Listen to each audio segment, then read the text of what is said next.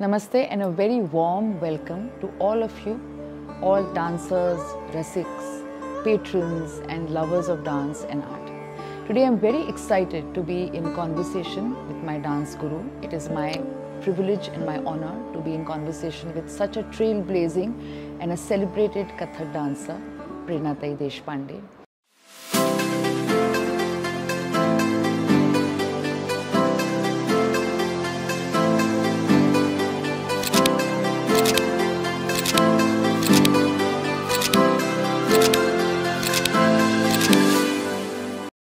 Prernatai Deshpande, who is a trailblazing dancer and a very celebrated one at that, in conversation with me. Thank you, Tai, as आल्याबद्दल and giving time for this conversation.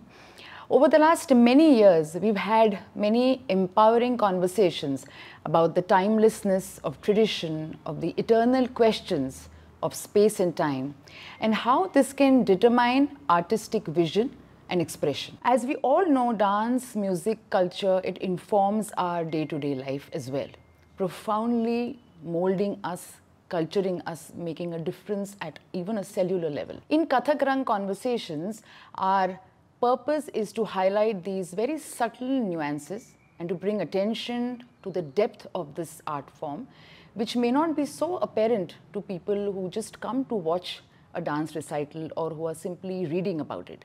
So the aim is to really educate, to know about the details of classical dance, of how one completely submerges itself into it, and the kind of impact that it has on us as we, as we finish our practice and go home. It doesn't really end at that, but it really shapes our presence in our everyday lives as well. ताई, मला हा प्रश्न नेहमी विचारायचा होता की आपण बघतो डान्स आज हा तुमच्या काळापेक्षा हा डान्स आजचा हा खूप वेगळा झालेला आहे. It is become very production driven, it is very visual. खूप मोठे मोठे फेस्टिवल्समध्ये डान्सर्स डान्स करतात.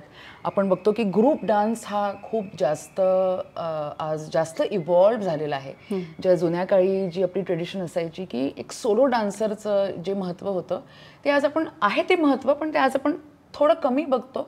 आणि ग्रुप डान्सिंगचं जे व्हिज्युअल इम्पॅक्ट आणि जो एक व्हिज्युअल लुक आहे त्याच्यावरती फोकस खूप जास्त केला जातो. आणि मला माहिती आहे की तुमच्याबरोबर नेहमी शिकताना तुम्ही हा नेहमी सोलो डान्स याच्यावरती नेहमी खूप जास्त फोकस केला आहे आणि प्रत्येकाची इंडिव्हिज्युअलिटी या सोलो डान्समध्ये दिसली पाहिजे हा तुमचा अगदी खूप अगदी याच्यावरती होताच खूप जोर. तर आत्ताची ही जी विजन आहे, या जी फार अगदी larger than life stage vision, हे तुम्ही डान्समध्ये आज डान्स जसा इव्हॉल्व्ह होत आहे तसं तुम्हाला काय वाटतं की हे विजन पुढे कसं होत जाणार? म्हणजे डान्सर्सनी आता आपली तयारी कशी केली पाहिजे? 2-3 गोष्टी आहेत. एक तर बदलला आहे का डान्स तेव्हा जेव्हा मी करत होते ॲज अ स्टुडंट यंग याच्यामध्ये ॲज अ यंग परफॉर्मर म्हणून आले गुरु रोहिणी भाटे यांच्या ह्याच्यात, तर त्या काळात ना आज डान्स बदलला आहे का? तर हो, थोडा बदलला आहे, पण मला असं वाटतं त्याचं प्रेझेंटेशन जास्त बदललं आहे. म्हणजे आजही जर कोणी सोलो डान्स करत असेल तर ज्या काळी मी नाचत होते सोलो, म्हणजे अजूनही जे करते ते जुन्या काळामध्येही तशाच पद्धतीने सोलो होत होते, तेच मॅटर होतं. आणि आजही ट्रेडिशनली सगळेजण तेच मॅटर करतात. काय बदललं आहे तर ग्रुप कोरिओग्राफीज खूप वाढल्या आहे. असंही मी नाही म्हणू शकत की मी नाही केलं. मी स्वतः गुरु रोहिणी भाटे यांच्या थीमॅटिक डान्सची लीडिंग डान्सर म्हणून अनेक वर्ष परफॉर्म केलेलं आहे. आणि त्यांनीही खूप वेगवेगळे विषय घेतले, म्हणजे ट्रेडिशनल याच्या हटके कंटेम्पररी विषय, नवीन विषय घेतले. तर तेव्हाही ग्रुप कोरिओग्राफी आणि ग्रुप डान्सेस होते, नव्हते असं नाही. फक्त आज त्याचं प्रमाण खूप वाढलं आहे. त्याची कारणं वेगवेगळी असू शकतात. एक तर डान्स शिकणारे लोकच खूप वाढले आहेत, म्हणजे खूप इन्स्टिट्यूट झाले आहेत आणि खूप स्टुडंट्स प्रोफेशनली पण आणि हॉबी म्हणून पण डान्सकडे खूप सिरियसली बघतात आणि घेत आहेत. त्यामुळे एका डान्सरला एक प्लॅटफॉर्मवरती परफॉर्म करण्याचे चान्सेस थोडे कमी झाले आहेत सोलो डान्सर्सचे. आणि त्याचंही कारण असू शकेल की म्हणून ग्रुप वाढले आणि थीमॅटिक डान्स खूप वाढला आहे. टेक्नॉलॉजी त्याच्यामध्ये खूप आली आहे. जसं लाईट, साऊंड याचा इतका वापर आजच्या डान्समध्ये, म्हणजे सोलो डान्समध्ये सुद्धा लाईट, साऊंड या गोष्टींचा इतका चांगल्या पद्धतीने क्रिएटिव्हली वापर होतो की आजच्या परफॉर्मन्समध्ये त्याचा भाग म्हणजे अविभाज्य आहे, तो असलाच पाहिजे. असं लाईव्ह म्युझिक तर खूप कमी करतात. मला वाटतं आपल्यामध्ये माझाच कटाक्ष असतो की सोलो डान्स असेल तर लाईव्ह म्युझिकच असलं पाहिजे आणि रादर ग्रुपमध्ये सुद्धा लाईव्ह म्युझिक असलं पाहिजे. पण आजकाल खूप याचं प्रमाण वाढलं आहे की रेकॉर्डेड डान्स. तर त्याची कारणं वेगवेगळी आहेत. मला एवढंच वाटतं नवीन जनरेशननी डान्स पुढे घेऊन जाताना की कुठल्याही डान्स फॉर्मचा आत्मा जो आहे म्हणजे क्लासिकल डान्स फॉर्मचा तो सोलोमध्ये आहे आणि त्याचा अभ्यास करण्याच्या काळामध्ये सोलो डोक्यात ठेवून त्याचं काम केलं पाहिजे. जे डिग्री कोर्सेस आहेत त्याच्यामध्ये सोलो बरोबर त्यांना ग्रुपचं पण काम असतं दिलेलं, त्यामुळे त्याच्या हातात बरोबरीने जाताना ग्रुपचा अभ्यासही होईलच. पण पहिला जसा आपला पाया असतो तसं सोलो डान्स हा त्याचा पहिला मेन आहे आणि त्याच्यावरती काही काळ अभ्यास आपल्या गुरुच्या सानिध्यात राहून करणं जरुरी आहे. कारण त्या गोष्टी भक्कम झाल्याशिवाय पुढच्या गोष्टीमध्ये आपलं मीडियम काय आहे ह्याच्याकडे पहिलं लक्ष असलं पाहिजे. तर माझा डान्स, माझं लयताल, अभिनय, कथक काय सांगताय ह्या गोष्टींच्या हे सगळे आस्पेक्ट्स तुमचे भक्कम असले पाहिजेत आणि त्याचा अभ्यास काही काळ केल्यानंतर या सर्व गोष्टींकडे जायला पाहिजे. जायलाच लागेल कारण काळ आता तसा पुढे चालला आहे, तर आपण मागे नाही राहू शकत या बाबतीत. आणि याला मागे राहणं नाही म्हणत मी, पण तरी जसं लोकांना आवडतं आहे त्या पद्धतीने तुम्हाला चेंज करावं लागेल तुमचा प्रेझेंटेशन.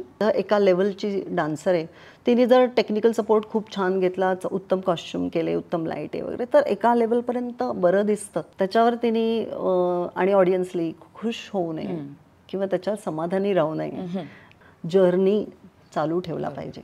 मी जर तुम्हाला शिकवताना नेहमी म्हणते डान्स, मी क्लासिकल आर्ट कुठल्याही, पण मी कथकबद्दल बोलते. कुठलाही त्यातला आस्पेक्ट, लयताल असू दे, अंग हस्तक असू दे, म्हणजे कथकची स्टाईल काय आहे, कथकचा फॉर्म काय आहे, त्याचा अभिनय कसा आहे, ह्या गोष्टी प्रत्येक एक डायमेन्शन ही आयदर डीप खूप जाण्यासारखी आहे किंवा त्याला खूप उंची आहे, असं दोन्ही तुम्ही म्हणा. तर तुमचा अभ्यासाचा काळ आपला जो असा व्हर्टिकल असला पाहिजे. त्याला बाकीच्या डेकोरेशननी त्याला हॉरिझॉन्टली पॉसिबिलिटीज लवकर करू नये. म्हणजे अभ्यासाच्या काळामध्ये त्याला खूप प्रत्येक गोष्ट ही डीप विचार केली पाहिजे. कारण आपल्याला वाटतं पण जितका रियाज करू, जितकं प्रत्येक गोष्टीचं ऑब्झर्वेशन करू, जितके प्रश्न विचारू, तितकी नवीन नवीन दालनं, नवीन खिडक्या मिळतात.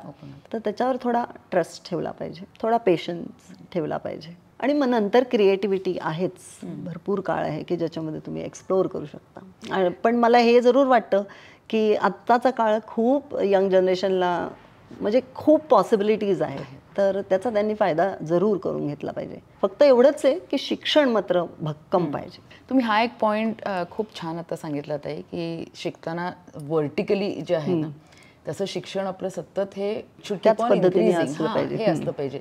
तर याच्यामध्ये आपण काय काय गोष्टींना म्हणजे आपण कसं या स्टेपवरती अजून त्याची डेप्थ किंवा अजून त्याचा अभ्यास हा कशा पद्धतीने वाढवू शकतो?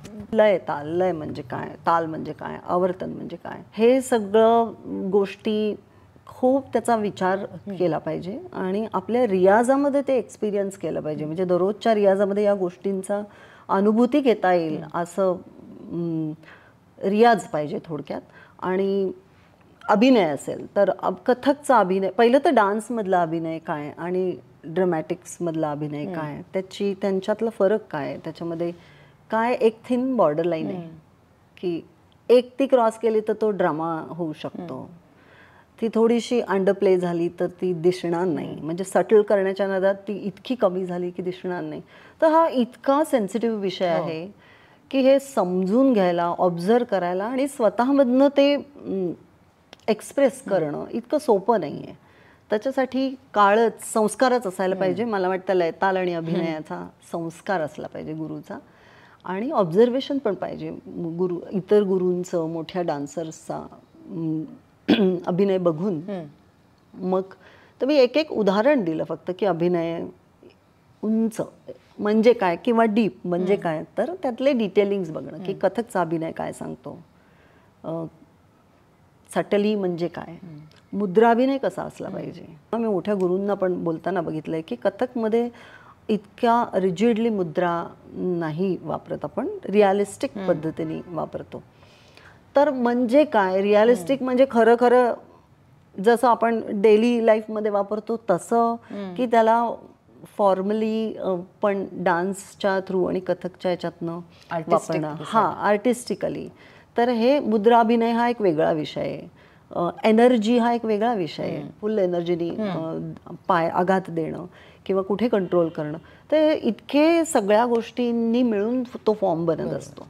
तर प्रत्येक गोष्टीचा अभ्यास त्या स्टेजेसवर गुरु घेतोच. आणि ऑब्झर्वेशन आणि अभ्यास वाढवणे आणि स्वतःच्या रियाजामध्ये ते अनुभूती घेणं, अनुभव करणं हे महत्त्वाचं आहे. आणि त्याच्यामुळे मला वाटतं की बऱ्याच अंशी पहिला तो फॉर्म म्हणजे काय हे आधी क्लिअर असलं पाहिजे. कारण जितके फ्री बॉर्डर तितकी पॉसिबिलिटी जास्त आहे दुसरीकडे डायल्यूट होण्याची.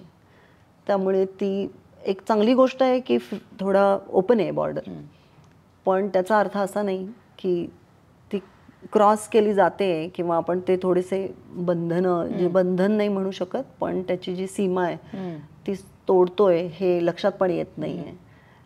So why it's not in Kathak असा पण उलटा प्रश्न येऊ शकतो.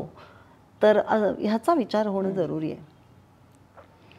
मला नेहमी ते खूप इंटरेस्टिंग वाटतं की जेव्हा आपण बघतो जुने डान्सर्स आहेत आपल्याकडे, तुमच्याकडे MA करायला मुली येतात, स्कॉलर्स येतात किंवा जस्ट रसिक म्हणून ज्यांना डान्समध्ये खूप इंटरेस्ट आहे. जसं आपण डान्स करतो म्हणजे इकडनं घरी गेल्यावरती हा काही बॉक्स नाही आहे की जो बंद होतो. सो आपला जो प्रेझेन्स आहे, जो अनुभव आहे, जी एक आर्टिस्टिक एक्सप्रेशन जे आपण करायला शिकतो ते it shapes our presence in our everyday life also. म्हणजे आपलं वाचणं, बघणं, बोलणं किंवा सेन्सिटिव्हिटी किंवा अवेअरनेस हे डान्स केल्याने म्हणजे मला पण ते खूप जाणवतं की ते खूप it comes at a more heightened level.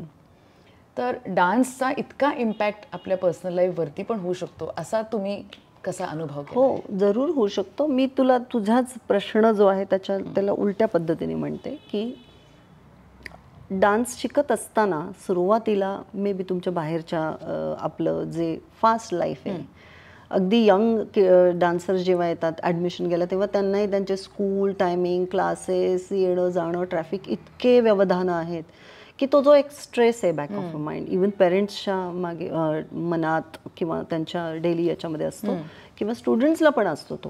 तो इथे येऊन कमी वेळामध्ये 10 गोष्टी शिकून जाणं ही जी प्रोसेस आहे याच्यामध्ये सुरुवातीला तो स्ट्रेस जाणवतो की शिकत असताना त्यांचं कॉन्सन्ट्रेशन लेवल किंवा इतका वेळ देता येत नाही, हा स्ट्रेस हे सगळं जाणवतो सुरुवातीला.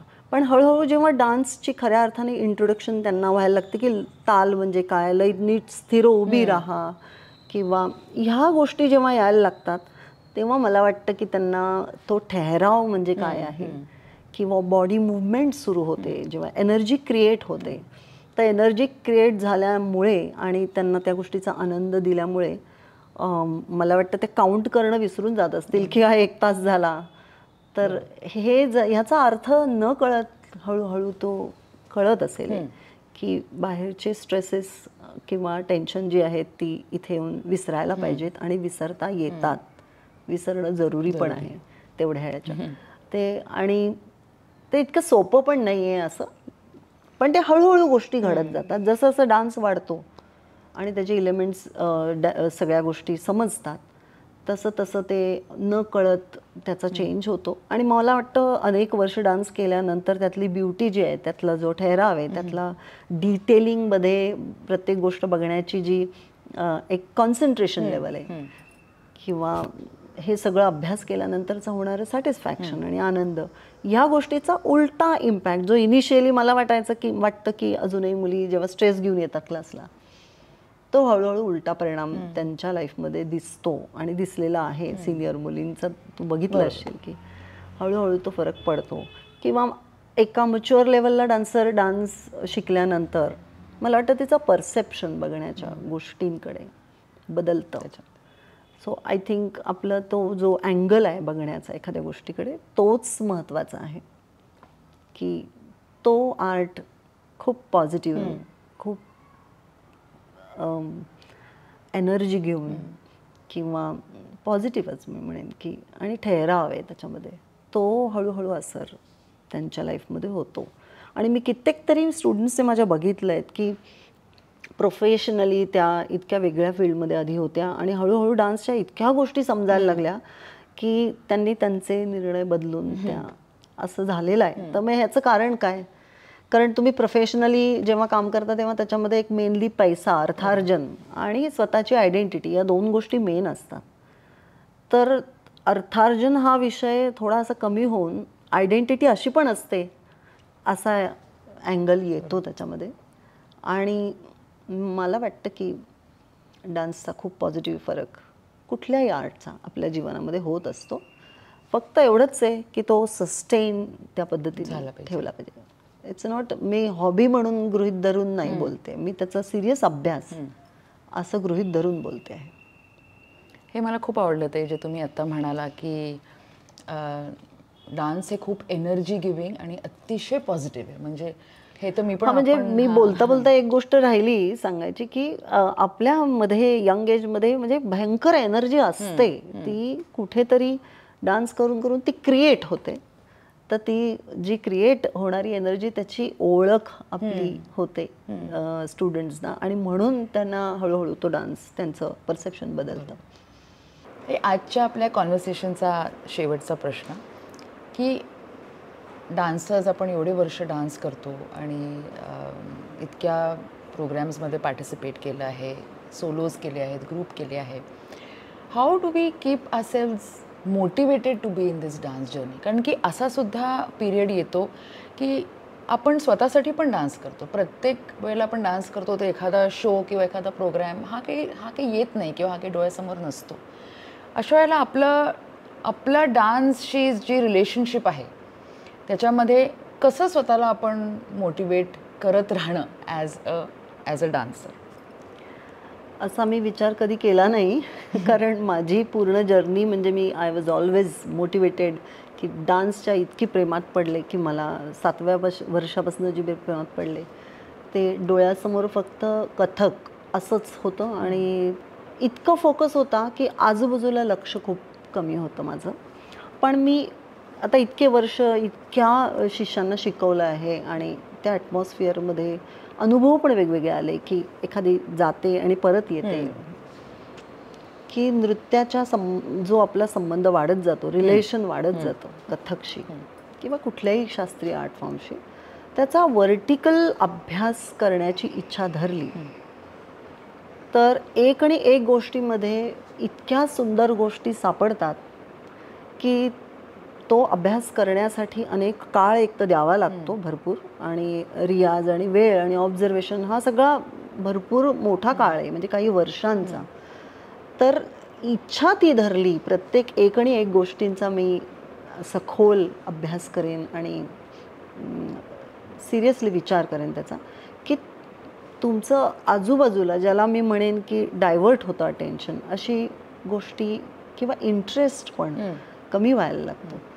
तर मोटिवेशन करणं म्हणजे डान्सच्या प्रेमात पडणं आणि त्याच्यासाठी जे काय करायला लागेल ते करणं म्हणजे चांगल्या गुरुच्या सानिध्यात जाणं. आणि आणखी एक गोष्ट मला वाटते आजकाल खूप आहे ही पेरेंट्सपासनं आहे की त्यांचा फोकस जास्त आल्याच तिला परफॉर्मन्स कधी मिळेल, स्टेज कधी मिळेल, सर्टिफिकेट मिळेल का, ह्या गोष्टी जरुरी आहेत. परफॉर्मन्ससाठीच कथक आहे. Kathak is a completely performing art. त्यामुळे माझ्या डोक्यात मी कायम परफॉर्मिंग हेच पहिलं धरते. इनिशियल याच्यामध्ये एवढं लक्ष घालू नये किंवा एवढ्या मोहात पडू नये शिकत असताना. मिळाला चांगली गोष्ट नाही मिळालं तरी अभ्यास चालू ठेवला पाहिजे. तर हा मोटिवेशन म्हणजे एका चांगल्या गोष्टीचा शोध घेतला आणि त्यातनं आनंद मिळाला की आपोआप बाकीच्या ज्या गोष्टी आहेत ज्या आपल्याला डिस्टर्ब करतात किंवा आपली एनर्जी कमी करते त्या कमी होतात, कमी होत जातात आणि आपला मार्ग निश्चित भक्कम होत जातो. आणि त्यातला मिळणारा आनंद आणि सॅटिस्फॅक्शन या गोष्टी खूप मोठ्या मोलाच्या आहेत. याची जेव्हा गोष्ट कळते, किंमत कळते, तेव्हा मोटिवेशन नाही असं तरी निदान ही स्थिती होत नाही.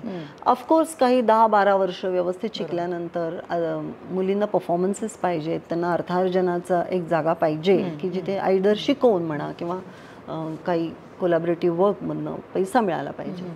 हे मला मान्य आहे, पण लिमिटेड ठेवली त्या आशा तर त्याचा त्रास न होता आपल्या कामामध्ये आनंद मिळू शकतो आणि मार्ग निश्चित होऊ शकतो.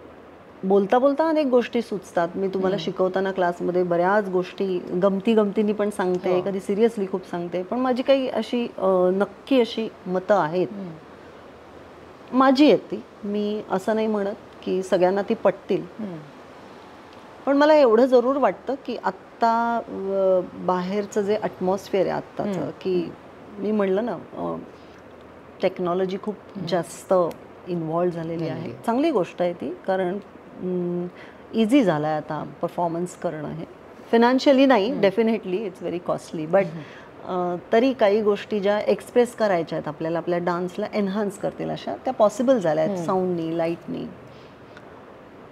पण एवढंच यंग जनरेशननी शक्यतो एवढं जरूर बघावं की मी आजही तुम्हाला शिकवताना हेच मानते की माझं मीडियम हे फक्त माझा डान्स आहे. म्हणजे माझी बॉडी मुवमेंट, त्याचं लिटरेचर, त्याचं अभिनय, हस्तक, हेच माझा डान्स फॉर्म आहे. कुठलीही theme, whether it is a traditional और कुठली थीम किंवा स्टोरी घेतली आहे ती दाखवायची असली तरी फक्त डान्समध्ये ती दिसते का हा पहिला कटाक्ष ठेवला पाहिजे. कारण माझं मीडियम पहिलं स्ट्रॉंग आहे का आणि ते एक्सप्रेस करतंय का. असं नाही की साऊंड, म्युझिकच जास्त बोलतंय किंवा कॉस्ट्युम असे आहेत की व्हिज्युअली फार सुंदर दिसतं आणि कॉस्ट्युमच जास्त बोलतायत, ज्वेलरी, मेकअपच जास्त बोलते. उत्तम खाणं पिणं, उत्तम व्यायाम, उत्तम संस्कार, उत्तम अभ्यास, उत्तम विचार, हे सर्व मन आणि तनाने सुंदरच असते व्यक्ती, पण आपण त्याला थोडं डेकोरेट करतो, थोडा हलका मेकअप, थोडेसे कानातले, गळ्यातले, हे सगळं जे डेकोरेशन आहे त्याने तुम्ही तुमची मुळात असलेली ब्युटी एन्हान्स करता. तर डान्स तसा असला पाहिजे असं मला वाटतं. मुळात तुमचं लय, ताल, अभिनय, अंग, हस्तक, अंगशुद्धी इतकं स्ट्रॉंग आणि ब्युटिफुल पाहिजे आणि मग त्याला या गोष्टींनी एन्हान्स होईल एवढाच त्याचा वापर. म्हणजे आजकाल तर कॉस्ट्युममध्ये 1 लेअर, 2 लेअर, 3 लेअर, म्हणजे एक साधी चक्कर मारली तर इतकं सुंदर दिसतं. तर मग फक्त चक्कर आहेत का कथकमध्ये? चक्कर ही एक कथकचं सौंदर्य आहेच, ते प्रश्नच नाही, पण फक्त चक्कर नाही आहेत, त्याच्यापेक्षा अनेक अशा डीप गोष्टी आहेत आणि त्या कॉस्ट्युमच्या सपोर्टनी घेऊन जाऊ नये. म्हणजे ते सपोर्टिव्ह असलं पाहिजे या गोष्टी. हा विचार मला नेहमी मनात वाटतो आणि मी तुम्हाला शिकवताना सगळ्यांना हे कटाक्षाने लक्ष असतं या गोष्टींकडे. तर कुठलंही म्युझिक नसेल तर तुम्ही डान्स करू शकता का? तो तू पाहिलेला आहेस. मी माझ्या याच्यामध्ये मी 2-3 वेळेला असं झालंय की विदाऊट म्युझिक मी परफॉर्म केलेलं आहे, की म्युझिशियन्स पोचले नाही म्हणून एकदा, आणि एकदा एक विषयच असा होता म्हणून. तर असं असायला पाहिजे असं मला वाटतं. सगळे डान्स, मेकअप, कॉस्ट्यूम, म्युझिक हे एम्बेलिशमेंट्स आहेत. मेन जो आहे आपला पाया, फाउंडेशन, त्याच्याकडे लक्ष पाहिजे. कारण हल्ली खूप सोशल मीडियावर मी बघते सगळ्यांचा डान्स, अगदी आवडीने बघते, जे आवडलं त्याला अप्रिशिएट करते, पण असा फोकस येऊ नये की या सगळ्या गोष्टींनी जास्त सजवण्याचा कल आहे. ते टेम्पररी ठीक आहे, ते व्हिज्युअली ठीक आहे, पण dance is not just visual. हे मी माझं वाक्य मी नेहमी म्हणते की तो जितका दिसतो बाहेर त्याच्या खूप जास्त आत असतो. तर तो खूप जास्त आतमध्ये असतो म्हणजे काय, ह्याचा ध्यास सतत चालू राहायला पाहिजे आपल्या गुरुच्या सानिध्यामध्ये. थँक्यू ताई. आजचा हा एपिसोड खूपच सुंदर झाला आणि जसं क्लासमध्ये आम्हाला रेग्युलरली खूप शिकायला मिळतंच ताईकडनं, तसं आज एव्हरीथिंग वॉज जस्ट कन्साइसली आणि प्रिसाइसली तुम्ही इतकं छान यू पुट टुगेदर एव्हरीथिंग. पण मला आपल्या व्ह्युअर्सला हे पण सांगायचं आहे की आजचा हा पहिलाच एपिसोड होता आणि I hope all of you can stay tuned for many more such interesting conversations, in-depth discussions with my guru प्रेरणाताई Deshpande. आपण याच्यावरती खूप अजून वेगवेगळे इंटरेस्टिंग विषय घेऊ, डान्सबद्दल, डान्स जर्नीबद्दल, डान्स लिटरेचरबद्दल, आपला डान्सर्सचा अप्रोच किंवा रसिकांचा अप्रोच टुवर्ड्स डान्स, असे आपण खूप वेगवेगळे विविध आपण टॉपिक्स घेणार आहोत. So I hope you can subscribe to this channel, stay tuned for more to come, and I hope you enjoyed this conversation and discussion as much as I did and I do on a very regular basis. Thank you so much ताई, once again तुम्ही वेळ दिला याच्याबद्दल. Thank you. ही कल्पना मला खूप आवडली आणि मृणालनी सुरुवातीला जे प्रश्न विचारले तर त्या प्रश्नांची उत्तरं देताना थोडं लिमिटेड, सीमित बोललं गेलं, पण त्याविषयी बोलताना इतके विषय सुचले अजून नृत्यातले, नृत्य संदर्भातले, म्हणजे स्टुडंट्ससाठी पण, परफॉर्मर्ससाठी आणि रसिकांसाठी सुद्धा, की जे त्यांना हेल्पफुल होतील. तर असे अनेक विषय आहेत, ते फ्युचरमध्ये आम्ही घेऊन येऊच.